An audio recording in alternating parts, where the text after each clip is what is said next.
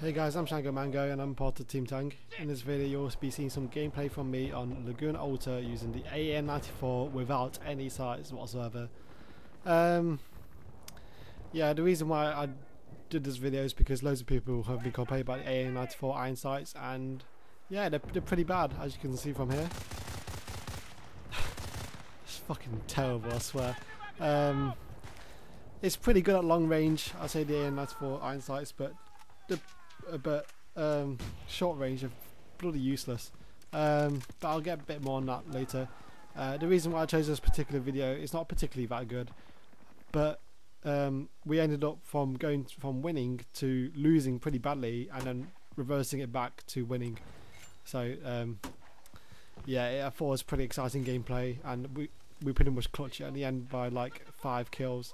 So I thought it was pretty interesting to watch, really, because I do loads of flag captures, or I think I do anyway. I'm not too sure. I haven't really watched this video back. I just did a quick. I'm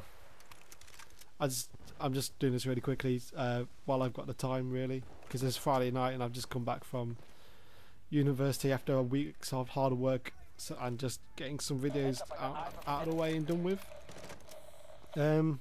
This is done on the same. This is done straight after the last video you guys seen on the Laguna Presser. Okay, here we got this. I'm using a grenade launcher with a extended more grenades, more explosives. Generally, I find that more useful on an AN94, because especially if you're on assault, because you don't need the ammo for the bullets, because well, you can just replenish it whenever you want. But the problem is with grenade launchers, they deplete really quickly, and this is very much a vehicle map with the APCs, so that's something you need to play with. You need the grenade launchers to take them out. Also with the quads as well, the grenade launcher is really useful, and yeah, that's just something you need to keep an eye out for, really. In this particular map, we're currently at sea. Sea is a really important point in the map. We've been criticised as a whole, Team Tang, for camping out sea, but it's something that we do as a team because it has such a height advantage over the rest of the map, and it has the UAV, which means you can take out an APC without needing to be an engineer, and you can spot over the rest of the map for the rest of your team. In one of our older videos, some dude that we've played against complained that we were camping C and we weren't playing up the objective, but we completely disagree. C's a very important objective, and it's very important to hold. It pretty much is C like in Panama Canal. It's something that you definitely need to hold. I don't know how I didn't die there. I just got really lucky. The AN94 is pretty good at close range as well, but you just need to put up with the 2 burst round. It comes down to luck, most of it. I really couldn't see anything there, which was through the stairs. The stairs and the Ironsight, they're so big, we take up so much room, I just couldn't see anything, I was just guessing. But it's just what happens with the AN94. If you look at the Ironsight and the AN94, for some reason there's a really thick band of metal on the left side of the sight, but not on the right, which I don't really understand. The first time I saw the AN94 actually was the Call of Duty Mobilized on the DS. I'm not too sure if you guys have played it, but I've got this little thing from a DS which lets me play downloaded games, and yeah, that's basically on it. Here I'm looking out for the sniper that was on the roof. I'm take him down, put him back into place, get him down off the roof, and I get sniped by, or I get sniped by a guy with a shotgun. I think he's using the 12 gauge.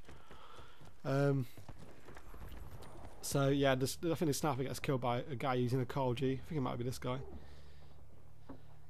But yeah, the AN94 I first saw it in the Call of Duty Mobilized, and I was like, what the fuck is this weird, crazy gun? Because the sight is really weird.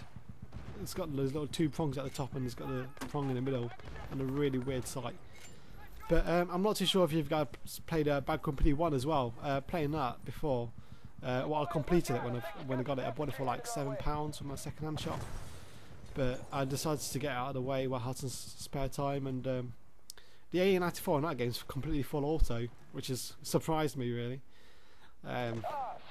It's weird how guns completely feel different and handled differently between the two games. Yet it still feels the same. I don't know.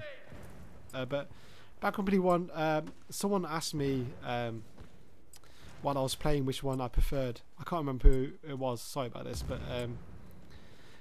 I'm not too sure if you could hear me because my mouth was really muffled. But I was just going to say Bad Company 1 has an extremely long-winded and boring single player, which is frustrating to no end. And Bad Company 2 has a better single player. And I'd say multiplayer, but I haven't played Bad Company 1 multiplayer, but I'm just going to go out there and say yes, I suppose. This has had more multiplayer activity around it than Bad Company 1 ever had. So yeah. Here, someone spots a guy behind the fence and I just spray and I get the kill. There is some body penetration in this game, guys, if you guys didn't know. I'm sure you do already, but just in case. There was a body penetration. Here you can see in the bottom left, the score's 31 to us and 42 to them. We were down 10. We captured 2 points and I was rushing to B by myself just to try cap it. Some guy on the left, as you can see on the map, is coming up towards to help me out. And he throws motion sensor down, which completely helps me out. Yeah, motion sensors are really helpful, guys. Please throw them out everywhere. We get the kill here, and yep, nice little getting stuck in Bad Company 2. It happens way too often. I crawl around here to see if I can get a nice little perch. They ended up rushing behind us. I don't know how he missed me there. Sprayed him, completely fail. Tried to kill this guy, close range AN94 fail, and luckily my trusty M9 headshot the guy, which I'm glad for really, because we end up catching B. As you can see here, it's 36 to 28 now, and I camp here because they won't expect me here. They'll expect me to be on top of the hill, but the motion sensor's down and there's no one on the map. They're all right back at the spawn. Here I just got really lucky. I just started spraying and jumping into cover because I was by myself, and that sniper wasn't really that helpful. He rushes up while I cover him, and I think he throws another motion sensor down. Yeah, that's 3 motion sensors down. So if you guys didn't know as well, in the patch you've been given another motion sensor to play with, which is good, really good. And I'm really happy about that. So you rushing recon guys can be even extra useful for your team. See here now it's 21 to 30, and they've captured C, which isn't that great really, because it puts us at a disadvantage because they got the UAV. I think my team take it out. I completely fell spraying it there. I'm generally quite good at taking out UAVs, but I just don't think I agree with the AN94 that much. But yeah, I agree, the AN94 needs a sight, by the way, but in this I just want to see how I did without a sight, because a lot of people have been criticising it, and I think it's alright, but not amazing. I shot a grenade out there because I thought I heard someone, like an APC or a quad, but they were going to A instead, of which they were going to cap.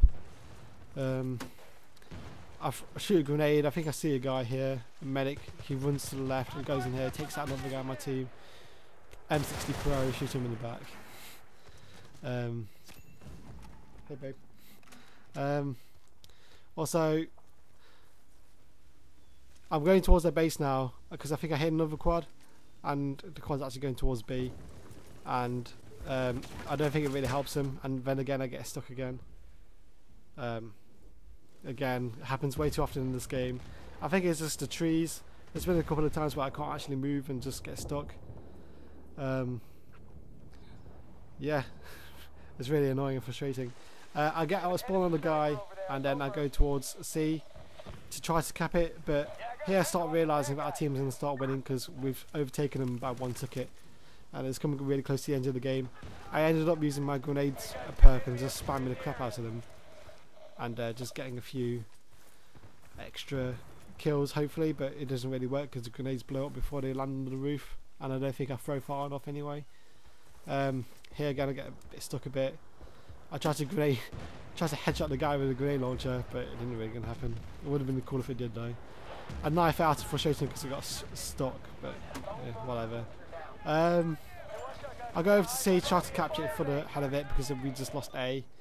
I take out this guy here and I look down where the train is. If you guys aren't too sure about what's happening here, that is where they spawn, where the train is if you at this point. So always look down there. Always have a motion sensor thrown down there, especially if you're capping. And you're always bound to get someone going down there. But I think that's pretty much the end of the video. I start running around. You see the game's really close. It's 9-4, and I just basically let the other guys capture that. I start jumping about, trying to find another kill before the end of it. I see a quad or something on the map. It's red, and then someone ditches it, and I rush over there. He takes out the guy with it, and I tried to noob tube him, but it didn't really happen. But yeah, thank you for watching. Please rate, comment, and subscribe.